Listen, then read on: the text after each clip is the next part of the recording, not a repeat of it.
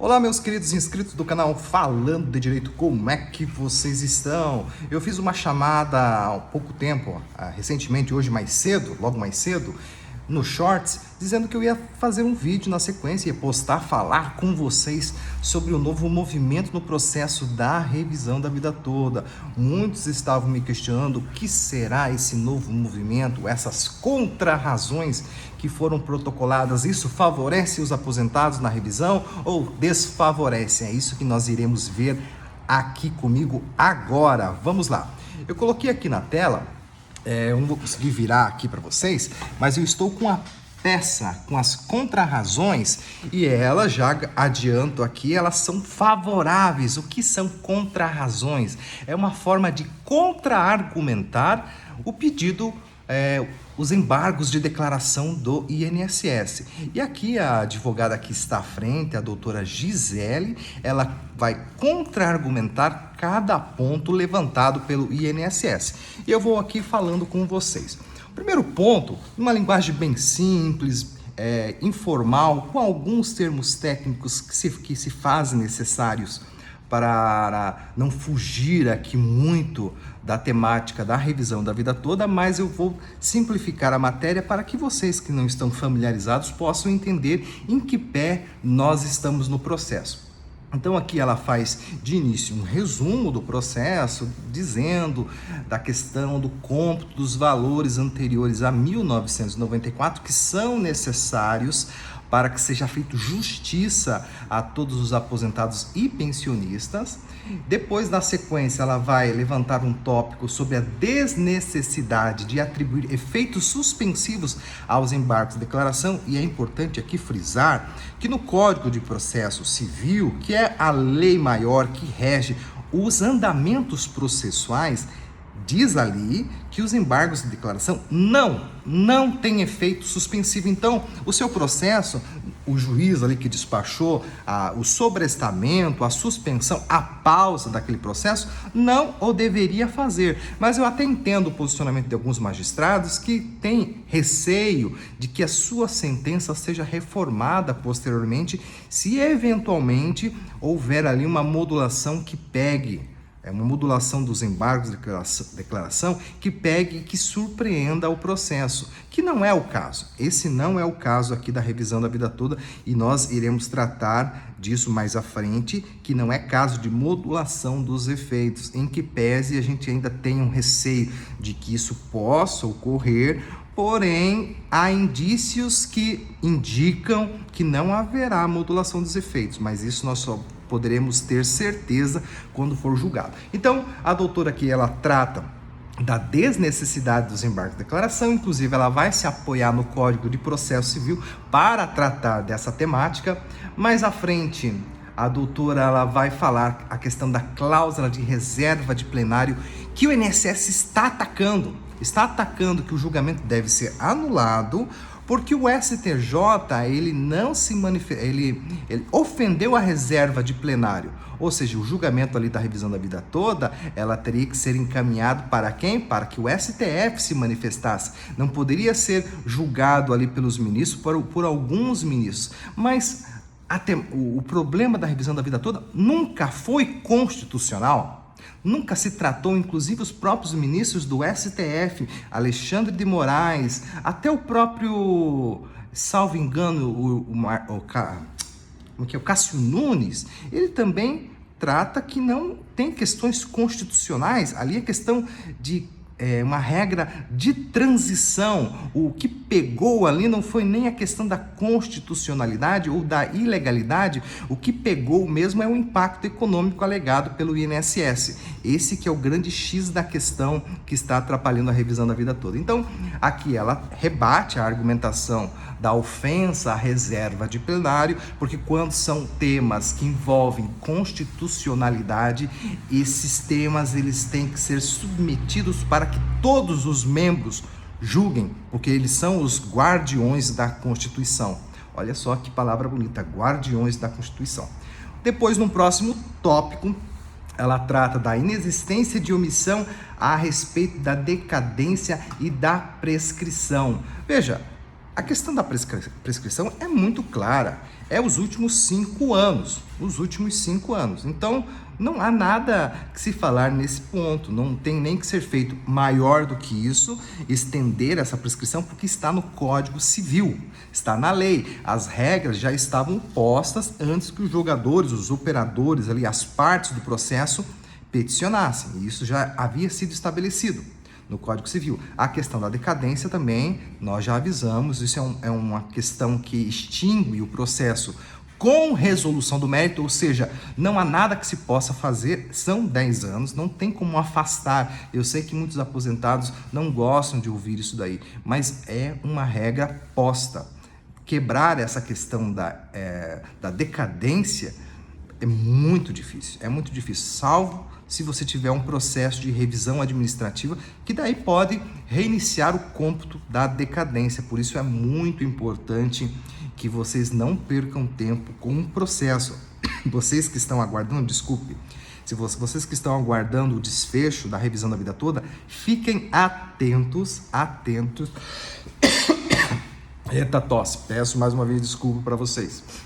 Fiquem atentos à questão dos 10 anos. Se passar dos 10 anos, infelizmente você não terá direito a entrar com o processo da revisão da vida toda. Essa é o que a lei determina.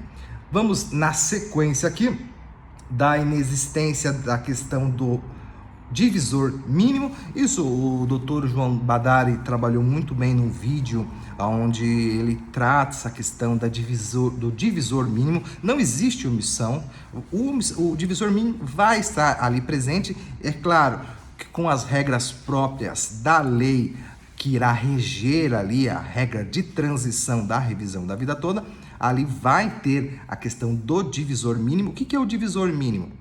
Digamos assim, que posterior às contribuições de 1994, você não atingiu um número X de contribuições, você tem maiores contribuições, um número maior, uma quantidade maior de contribuições antes de 94. Aí quando você pega a carta de concessão, você vai ver ali que o INSS calculou o seu benefício no modelo atual, na sua aposentadoria, na sua memória de cálculo. Você vai verificar ali que as contribuições iniciam ali em julho de 1994.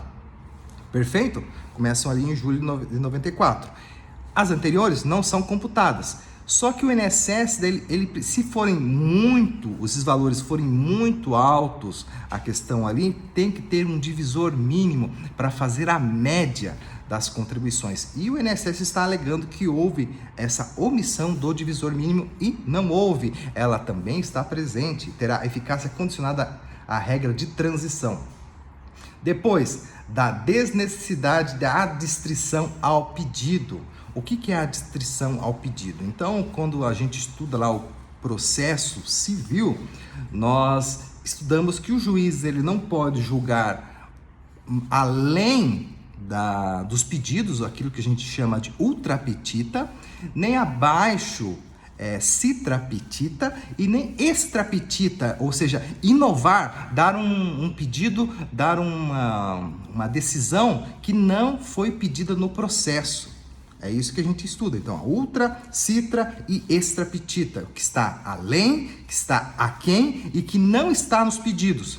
Então, a doutora que ela está alegando que existe uma desnecessidade de ficar restrito aos pedidos da revisão. Aqui, a revisão da vida toda não se trata de citra, ultra ou extrapetita. Aqui é o juiz, ele pode, com base ali nos elementos integradores da sentença, ele pode utilizar a analogia, ele pode utilizar os princípios gerais do direito, ele pode utilizar os costumes processuais para poder ali aplicar alguma regra, dar a melhor justiça para aquela decisão. Essa é a palavra, dar a melhor justiça. Então, ele pode se utilizar desses recursos de integração da sentença, tá? Então, ela vai trabalhar isso aqui, sempre batendo, muito bem fundamentado, muito bem argumentado aqui no processo, nas contrarrazões. Depois, da inexistência de omissão sobre a modulação do efeito da decisão. Aqui ela fala que da lesão da modulação para a aplicação da tese firmada. Aqui é importante a gente frisar o seguinte: existem requisitos, assim como nos embargos de declaração a regra já está posta, que não existe efeito suspensivo, a questão da decadência, da prescrição, existem os requisitos necessários, sine qua non, ou seja, uma condição sem a qual o fato não pode existir, para que exista a modulação dos efeitos. Em regra, para existir a modulação dos efeitos, tem que haver uma tese e depois uma outra tese, que elas estejam em conflito. Um posicionamento de um tribunal é esse, existe outro posicionamento de outro tribunal é isso. Aí chega uma turma superior, um tribunal superior, e vai decidir sobre aquela questão e vai aplicar a modulação dos efeitos, nem tanto para uma parte, nem tanto para a outra. Mas vejam aqui que a condição para se impor a modulação é que existam duas teses conflitantes. Na revisão da vida toda não existe duas teses conflitantes, existe só um posicionamento.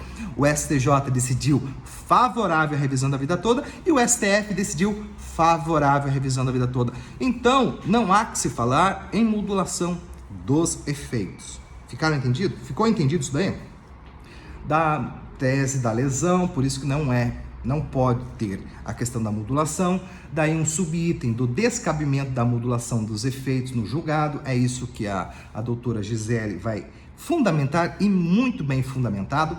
Depois da demonstração, da não demonstração dos impactos da tese e da necessidade de modulação, e da desnecessidade de modulação. Vejam o que o INSS sempre alegou e que, de certa forma, convenceu alguns juízes, alguns ministros do STF, foi a questão dos impactos. Aquele número inflacionado que o INSS apresentou no processo da revisão da vida toda, dizendo que o impacto seria, no primeiro momento, de 46 bilhões, depois de 250 bilhões, e cada vez um número mais estratosférico do que o outro, sem colocar a questão da decadência, da prescrição, daqueles que não têm interesse em entrar, e que é uma ação de exceção. É uma ação de exceção. Então, o impacto alegado pelo INSS, esse impacto econômico, ele não foi demonstrado, ele não foi comprovado de forma como a lei determina que tem que ser comprovado. Por isso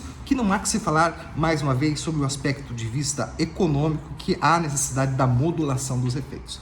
Depois, na sequência, o que nós vamos ver aqui, daí é o caso mais, ela pega alguns documentos do caso real, onde ela está fazendo a sustentação dela nas contrarrazões, da tentativa da rediscussão da matéria. Vejam, praticamente coisa julgada. Só não é coisa julgada porque ainda nós estamos aguardando esse posicionamento dos embargos de declaração, mas não tem que ser discutida a matéria já foi infinitamente esgotada. Ela já foi esgotada, ela foi analisada pelo STJ, que deu um posicionamento favorável, depois foi para o plenário virtual, onde também ela teve um indício ali de julgamento favorável. Aí teve a questão do pedido de destaque do ministro Nunes Marques, aí depois que ele...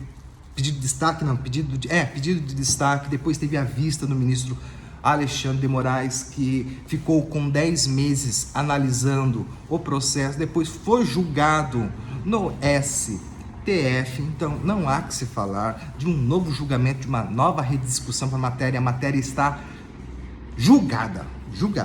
Agora, o que tem que se analisar é, de fato, houve obscuridade, houve dúvida, houve contradição, que são os requisitos necessários do julgamento dos embargos de declaração. É isso que se trata, em síntese, aqui as contrarrazões. Aí os requerimentos, no item 9 dos requerimentos, que sejam rejeitados pelo Egrégio Supremo Tribunal Federal, a questão dos pontos alegados no embargo de declaração. Que ele não seja conhecido e que também, se for conhecido, seja julgado improcedente. O que é conhecer? Conhecer do processo é que ali estejam presentes os requisitos de admissibilidade. Ou seja, se não houver contradição, obscuridade ou dúvida que for alegada ali pelo INSS, então não há que se falar no requisito de admissibilidade. Esse processo não deve ser conhecido. E para ser julgado, ele tem que ser conhecido. E se for conhecido, digamos que estejam presentes esses requisitos que eu falei aqui agora há pouco, ele seja julgado improcedente. Então, em regra, em síntese, em suma, é isso que se trata aqui das contrarrazões que foram apresentados ali no tema 1102, na revisão da vida toda. Se você gostou, já deixa o seu like, o seu gostei, compartilhe esse vídeo para aqueles que estão angustiados, com o coração na mão, aguardando ali o desfecho, o final da revisão da vida toda, que a cada movimento novo que está no processo é mais um ataque cardíaco, né? Como eu falo aqui, aquele ataque cardíaco, né? Brincando, obviamente, no coração, quando dá esse trimilique. O que será que vai acontecer? Será que o INSS vai mudar? O que ele está pedindo? O que ele vai alegando? Não se preocupem com o que o INSS vai pedir. Ele pode pedir até a extinção do STF, que seja feita uma nova constituição, que vire a monarquia aqui no país. Ele pode pedir o que ele quiser. Assim, a outra parte também pode pedir. O importante ali, o que os ministros vão julgar com base na lei, com base na Constituição. Compartilhe. Você, mais uma vez, que está caindo de paraquedas, hoje aqui não tem avião, caindo de paraquedas, mas eu sempre uso dessa analogia, faça a sua inscrição, tudo bem? Compartilhe também nos grupos de WhatsApp, de Telegram, seja qual for, para que esse vídeo alcance o maior número de aposentados e pensionistas que estão angustiados. E nos veremos no próximo vídeo. Até mais!